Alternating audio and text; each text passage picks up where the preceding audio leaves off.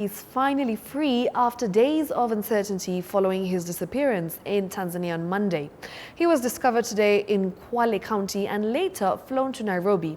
Speaking shortly after landing, Mwangi revealed that he had been tortured while in the custody of Tanzanian authorities. His family says he is in urgent need of medical attention.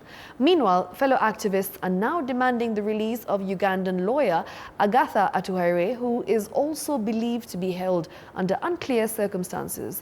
Sheila Chilingat now reports. Home at last. Kenyan activist Boniface Mwangi landed at the Wilson Airport to a heroic welcome from fellow activists.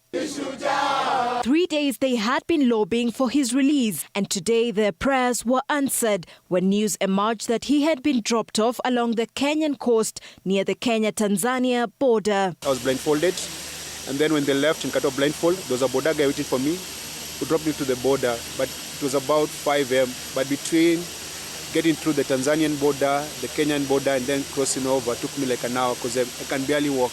On Monday, Boniface was reportedly detained at the Central Police Station in Dar es Salaam before reports emerged that he had been moved in a military vehicle. Cuffed and blindfolded since Monday night until this morning. we were both treated worse than dogs, chained, blindfolded, and underwent very gruesome torture.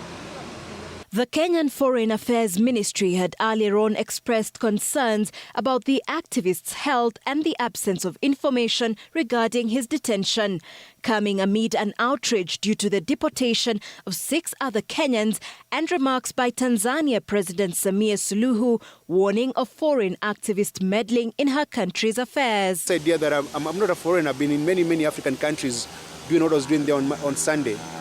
And we went there, many of us actually. I wasn't alone, but I was isolated for reasons known to them, and me and Agatha. From these activists, the calls have grown louder for the Tanzanian government to explain the activist treatment while in custody. They did very terrible, horrible things to us, and those things were recorded, and they told us that if we get back home and we share what happened to us, they'll share them with everyone. My body is broken in so many ways that you'll never know, but my spirit is very strong, and I hope that Agatha is safe. Meanwhile, a frail Boniface Mwangi now heads for further medical treatment.